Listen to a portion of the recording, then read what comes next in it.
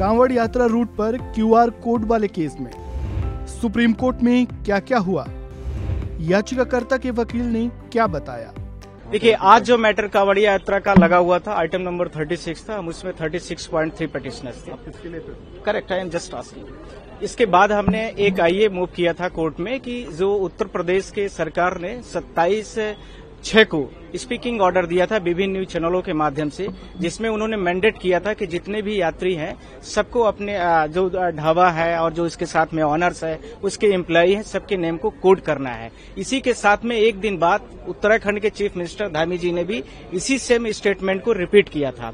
हमने उसमें तुरंत ही आईए मूव किया था और इसके दौरान में बहुत सारे जो अनऑर्गेनाइज संगठन है, रिलीजियस संगठन है, उन्होंने इस चीज का बीड़ा उठा लिया। सारे ढाबा और जितने भी लोगों के कांवड़िया यात्रा के रूट पर जितने भी हैं उनके क्यूआर कोड, उनके नेम्स, इन सबको डिस्प्ले कराने के लिए मस्ट कर दिया। और इसके साथ में उनमें 5-6 हजार लोग थे।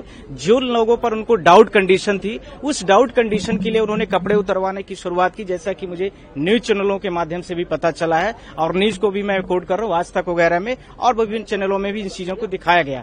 साथ में कोर्ट से मैंने यह बोला था कि क्या उत्तर प्रदेश सरकार हो या राज्य सरकार कोई भी हो, इस प्रकार के मैकेनिज्म सिस्टम जो चल रहे हैं, क्या सरकारें कमजोर हो गई हैं? क्या इस प्रकार के कोई भी रिलीजियस व्यक्ति हो, क्या उसके पास ये राइट्स है, या हमें आप कोई भी संबंधित व्यक्ति है, उन संबंधित व्यक्ति के पास क्या ये पावर है कि किसी भी व्यक्ति का हम पूरा नेम डिस्प्ले कराएं, उसके रिलीजन्स के बारे में बताएं? यदि वो डाउटफुल कंडीशन में आता है तो उसके कपड़े उतरवा लें। तो इसके लिए तो स्टेट के मैकेनिज्म में पूरा पुलिस प्रशासन है, लोकल एडमिनिस्ट्रेशन है, इस आधार पर क्या स्टेट गवर्नमेंट फेलुअर हो गई है? ये मेरा प्रश्न था। जो चीजें हो, 22 जुलाई को सुप्रीम कोर्ट का जो हम लोगों के पिटीशन पर ऑर्डर था, उसी ऑर्डर्स को कंप्लायंस करने के लिए बोला गया था कि हाई कोर्ट स्टेट गवर्नमेंट्स और सेंट्रल गवर्नमेंट जहां जैसी आवश्यकताएं हैं वहां पर ऐसे लोकल व्यक्तियों को तत्काल रोका जाए। और जो 22 जुलाई वाला कोर्ट का ऑर्डर है, सुप्रीम कोर्ट का जो ऑर्डर है, उस ऑर्डर्स को तत्काल ही उस पे पूरे देश पे लागू किया जाए, इसको लेकर के था। सुप्रीम कोर्ट ने आज इस चीज को खुल के बोला है कि हम इस मैटर को ट्यूसडे को लिस्ट कर रहे हैं और हमारे साथ में और भी बहुत सारे लोगों ने इंटरवेंशन आईए फाइल की थी, जिनको सब पर नोटिस कर दिया है कोर्ट में। पर हमारे में जो पार्टीज हैं वो 3 स्टेट है। सबसे पहले उत्तर प्रदेश, दूसरा है उत्तराखंड और इसके साथ में Madhya Pradesh.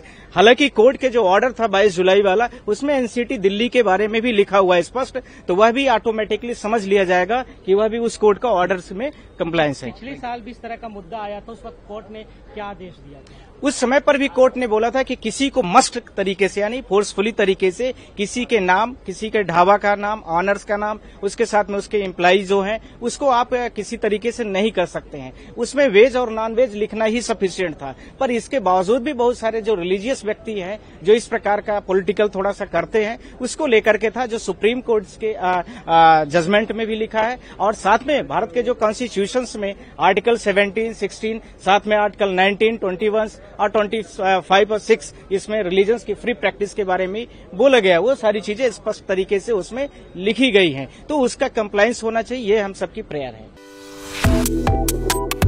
Subscribe to One India and never miss an update. Download the One India app now.